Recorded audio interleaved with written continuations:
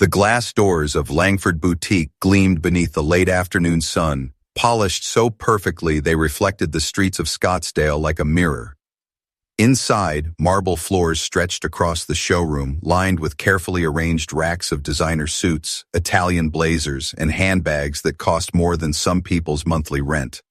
This was the kind of place where appearances mattered more than anything else.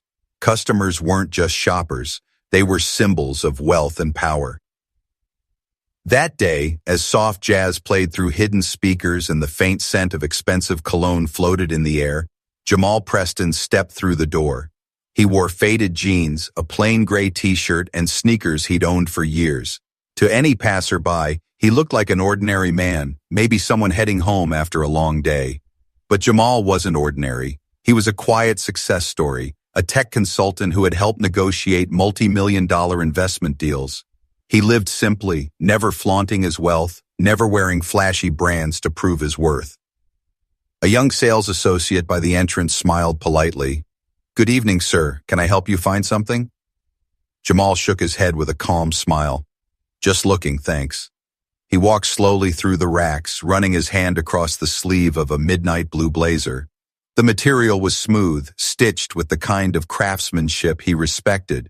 He wasn't planning to buy immediately, but he always admired quality.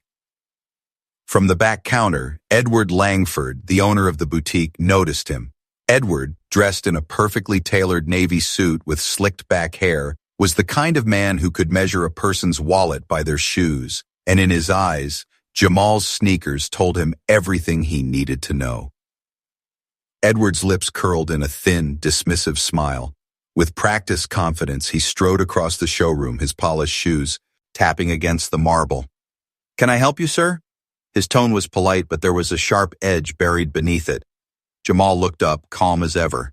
"Just browsing. I'll let you know if I see something I like." Edward nodded stiffly, his eyes narrowing. "Of course. Just so you're aware, our collection is exclusive. Many people don't realize the prices until they check the tags." The words lingered like smoke. They weren't advice. They were a warning. Jamal raised an eyebrow, choosing not to react. He had been through moments like this before. People judging him by the surface, making assumptions without ever asking who he really was. Instead, he placed the blazer back gently on the rack, treating it with more respect than the man who owned the store. But Edward wasn't finished. He hovered close, watching Jamal's every move. "We've had visitors before," he continued. "People who like to look, touch, and you know how it goes." Jamal turned his head, meeting Edward's gaze steadily. His voice was low, even, but firm. "You might want to be careful with assumptions. They have a way of coming back around." For a brief second, Edward faltered, but arrogance was his shield, and he quickly regained it. "I'll take my chances," he said with a smug grin. Jamal exhaled quietly, slipping his phone back into his pocket as it buzzed with a notification. A message confirmed tomorrow's meeting with a property owner in Scottsdale, the very district where Langford Boutique stood. Jamal didn't mention it. He didn't need to. He turned toward the door, pausing only to glance at the young sales associate who looked nervous and apologetic. She whispered softly, "I'm sorry." Jamal gave her a small nod. "It's not your fault." Then, without another word, he pushed through the glass doors and stepped back into the golden sunlight of the street. Behind him, Edward straightened his ties, he muttering under his breath, "Some people just don't know their place." What he didn't know, what he couldn't know, was that Jamal's place in this city was far bigger than a single boutique, and tomorrow the balance of power would shift in ways Edward could never imagine. The morning after Jamal's quiet exit, the sun rose hot and bright over Scottsdale's luxury district. Inside Langford Boutique, Edward was in his element. His staff hurried around him, straightening displays, adjusting mannequins, and polishing glass counters. Edward inspected every detail with a hawk's eye, his suit immaculate, his silver cufflinks gleaming. He thrived in these hours, waiting for what he called the serious buyers, executives, lawyers, and wealthy retirees with open wallets and egos to match. By mid-afternoon, the store hummed with low chatter. A couple examined handbags near the back. A sharply dressed man browsed silk ties. The atmosphere was carefully curated, until the glass doors opened and in stepped Jamal. Same sneakers, same calm expression, same quiet confidence. Edward's stomach clenched, though he masked it quickly with a forced smile. "You again?" he said, his voice carrying across the boutique. Jamal returned the faintest smile. "Yeah, thought I'd take another look around." A few customers looked up, sensing the tension. The young sales associate from yesterday straightened nervously, clearly remembering the scene. She opened her mouth as if to help, but Edward cut her off with a raised hand. "I think I made myself clear yesterday," Edward said sharply. "This isn't a place for window shoppers." Jamal tilted his head slightly, his calm demeanor unshaken. "And I told you yesterday I wasn't window shopping." Edward's voice dropped, firm and cold. "Let's not waste anyone's time. If you're not here to buy, I suggest you leave." Jamal reached for the same blazer he'd admired the day before. Italian wool, midnight blue. He lifted it with care, studied it in the mirror, then asked evenly, "How does this look?" The associate opened her mouth, relief flickered across her face. Finally, a question she could answer. But Edward jumped in before she could speak. "It looks out of place." The words cut deeper than he realized. Several customers shifted uncomfortably. The couple with the handbags whispered to each other. The man with the ties glanced up, frowning. The air thickened with unease. Jamal's jaw tightened, though his voice remained calm. "You know, it's funny. You don't know a thing about me, but you've already decided who I am." Edward stepped closer, lowering his voice into a hiss. "I know exactly who you are, a man wasting my time." He snapped his fingers. Two security guards who had been hovering near the entrance approached quickly. "Is there a problem, Mr. Langford?" one asked. "Yes," Edward said, pointing at Jamal. "Escort him out. Now." The guards hesitated. Jamal wasn't yelling, wasn't stealing, wasn't disturbing the peace, but Edward's authority was heavy, and their jobs depended on following orders. Jamal carefully placed the blazer back on the rack, smoothing its sleeve. He looked the guards in the eye and said softly, "You don't need to apologize for doing your job." Then he turned his gaze to Edward. His tone was quiet, but there was steel beneath it. "But you'll regret this." Edward smirked, smug and dismissive. "I doubt it." The guards opened the glass door. Jamal walked out calmly. No resistance, no scene. He left the store as quietly as he had entered. Inside, silence lingered. Customers exchanged uncomfortable glances. The woman near the handbags whispered, "Did he really just say that?" The young associate's face was pale, guilt weighing heavy. Edward, however, brushed it all aside with a clap of his hands. "Back to business," he declared. "Real clients need attention." But outside, Jamal walked down the polished sidewalks, sunlight glinting off luxury cars parked along the curb, and he pulled out his phone, typing a quick message to Raymond Knox, one of the senior partners at Knox. "Howarth Bell, the very investment group meeting tomorrow about the shopping district's redevelopment. Just left Langford Boutique. You're going to want to be at tomorrow's meeting, trust me." Within seconds, Raymond replied, "Heard the guy's a piece of work." Jamal smirked. "Piece of work is putting it lightly," he murmured, sliding the phone back into his pocket. For him, this wasn't about revenge. It was about respect. His mother's words echoed in his mind. Respect goes further than money ever will. People remember how you made them feel long after they forget what you gave them. Edward had built a business on arrogance, mistaking wealth for worth. Tomorrow he would learn that arrogance always collides with reality. The morning light spilled across Scottsdale like liquid gold, bouncing off glass towers and luxury storefronts. Inside his penthouse apartment, Edward Langford prepared for the day as if he were a general going to battle. He shaved with precision, styled his slick hair until it shone, and fastened his favorite cufflinks, silver, engraved with his initials. Today was important.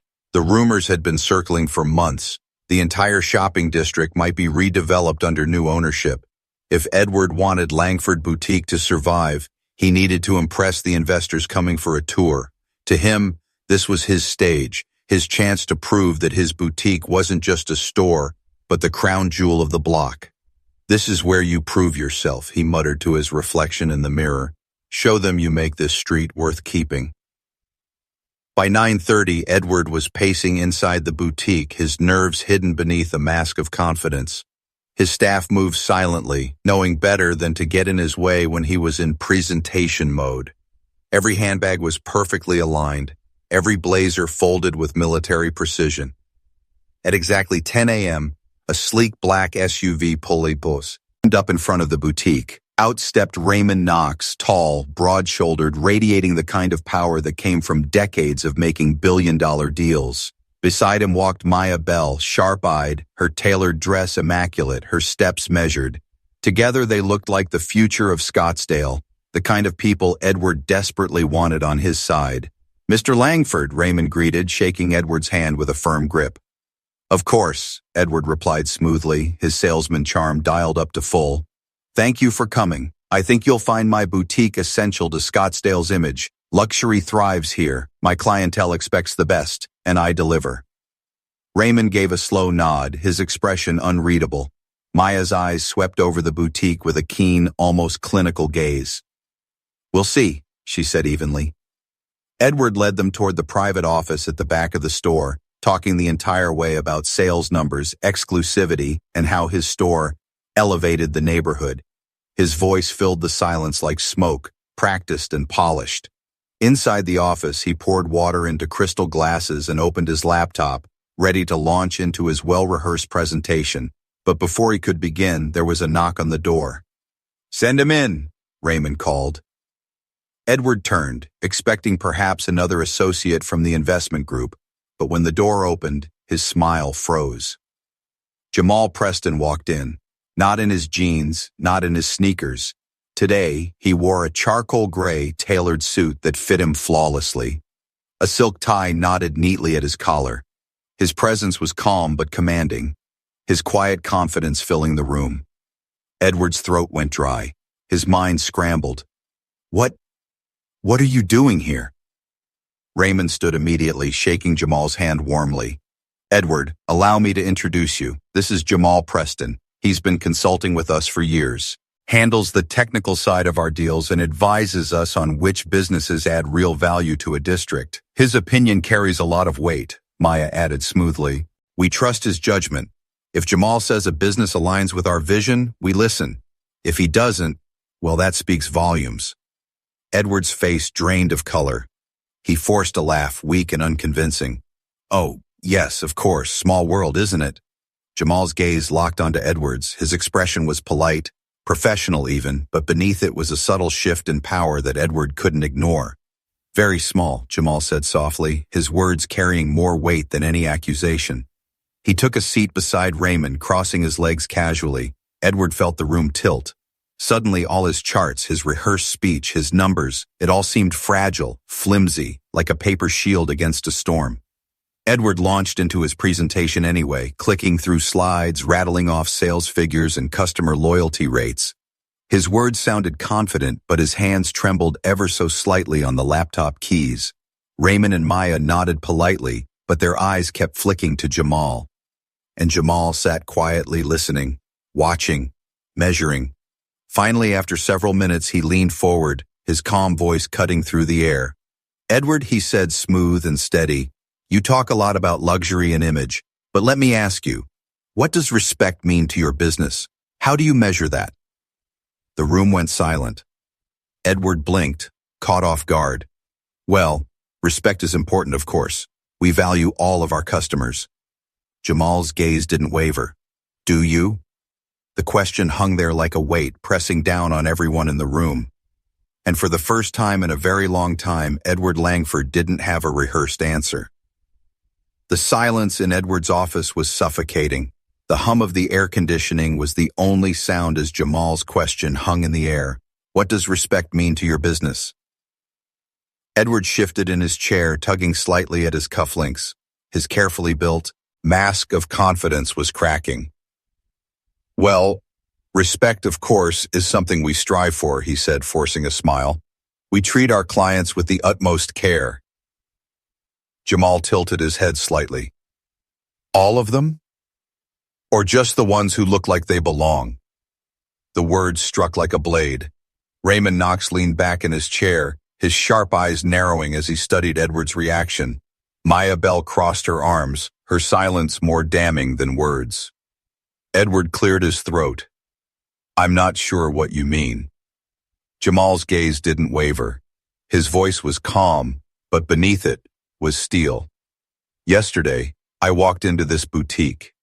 I wasn't wearing a suit. I wasn't dressed like one of your serious buyers. And do you know how I was treated? As though I was a waste of time. As though I didn't belong under your roof." Edward's face flushed. That's a misunderstanding." Jamal leaned forward slightly. "You looked me in the eye and made assumptions. You spoke to me in front of your staff and your customers as though I wasn't worthy of being here. And then when I dared to hold one of your blazers, you told me it was out of place. Do you remember that?" The room went utterly still. Even Edward's staff moving quietly outside the office seemed to slow, as though they could feel the weight of the moment pressing through the walls. Edward's mouth opened, but no sound came out. He knew the truth of what had happened.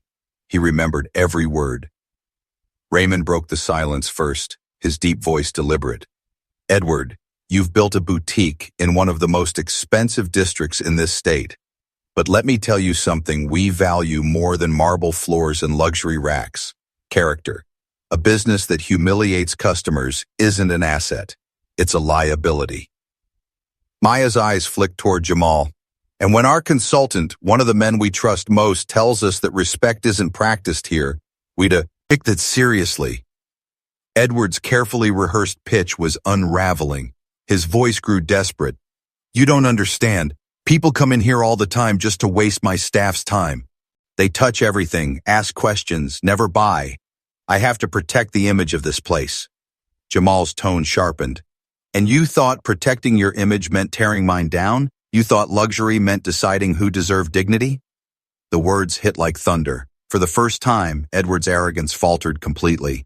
He looked small in his leather chair, his suit suddenly less imposing, his cufflinks less dazzling. Raymond stood slowly, his towering frame casting a long shadow across the office. "Edward, we don't invest in businesses built on arrogance. We invest in businesses built on values, respect, integrity, and vision. Yesterday, you had a chance to show those values. Instead, you showed us the opposite." Maya closed her notebook, her tone cool. "This district is changing. We're looking for businesses that will carry it forward, not ones that drag it down with old prejudices."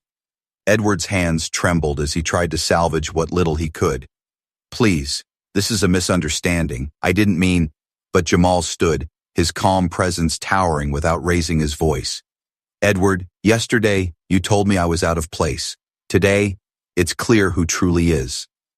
The words hung in the air like a final verdict. Raymond and Maya exchanged a look, then nodded almost imperceptibly. Their decision was already made. Edward sat frozen, the reality crashing down on him. In his arrogance, he had dismissed the very man who now held his boutique's future in his hands. And the irony wasn't lost on anyone. Edward sat frozen in his leather chair, his heart pounding in his chest.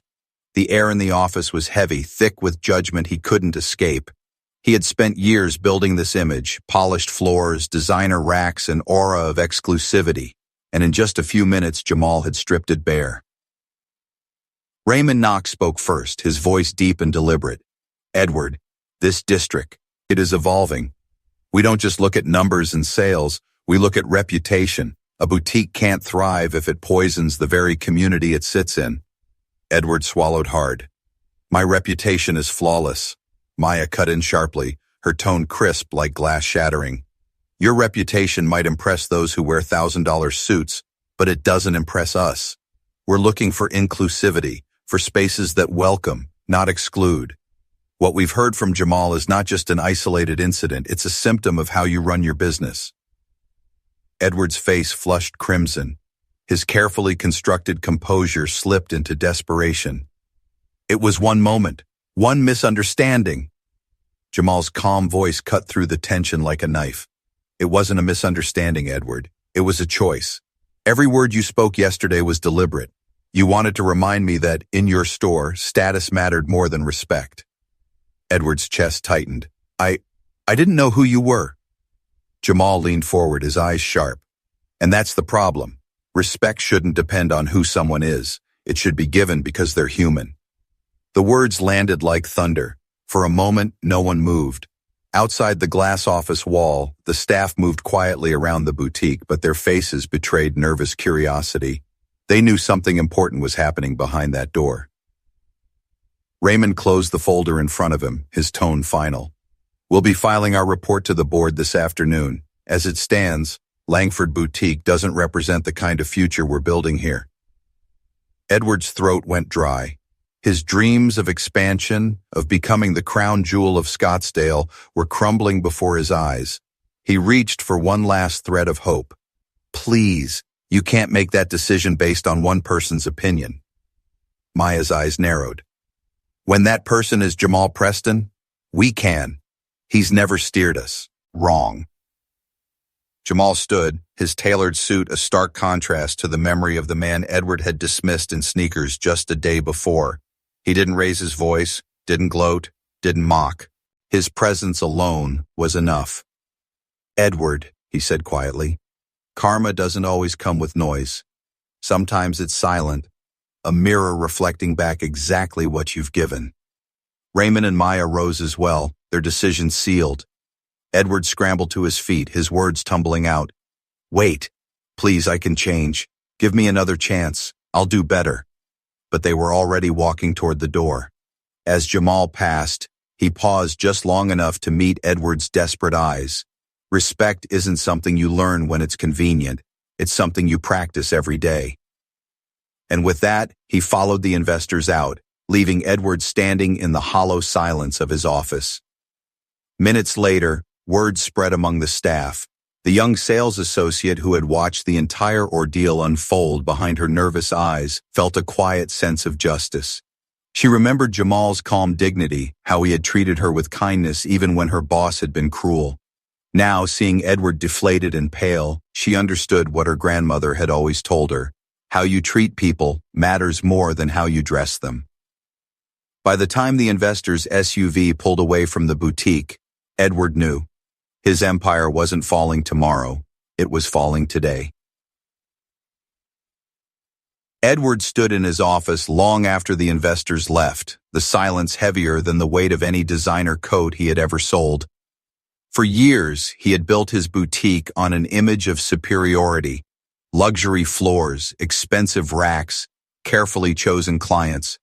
But now that image was shattered. The very investors who held his future had walked out, guided by the voice of the man he had dismissed. Outside, whispers had already begun to circulate among the staff. The young sales associate who had seen it all couldn't hide the small flicker of relief in her eyes. She had spent months biting her tongue, watching Edward humiliate people who didn't fit his definition of wealth. Today, justice had finally arrived, not in shouting, not in chaos, but in the quiet power of truth. By the afternoon, the news spread through the district. Other store owners learned that Knox, Howarth Bell were preparing redevelopment plans. The word was simple. Edward's boutique was no longer guaranteed a spot. The business he had treated as untouchable was suddenly hanging by a thread. Edward tried to carry on as if nothing had happened. He straightened racks, barked orders at his staff, forced a smile for customers. But the unease lingered in every corner.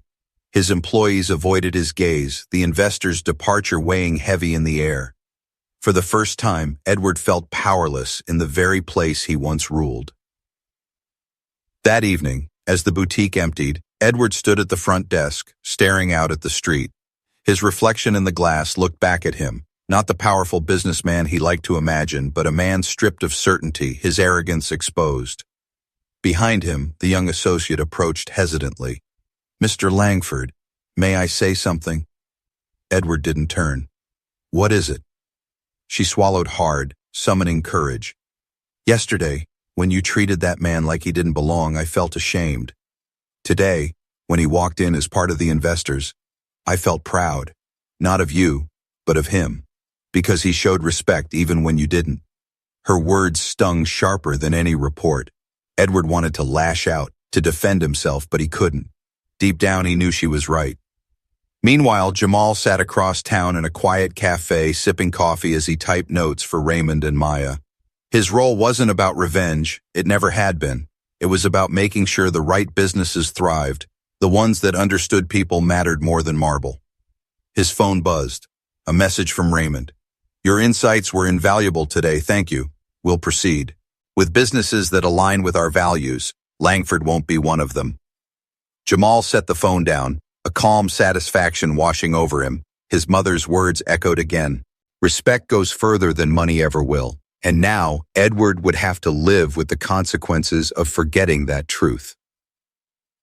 Days later, when the redevelopment plans were announced publicly, Langford Boutique was left off the list. Other stores, ones that welcomed all customers, were chosen to represent the new Scottsdale image. Edward's boutique, once considered a crown jewel, was suddenly an afterthought.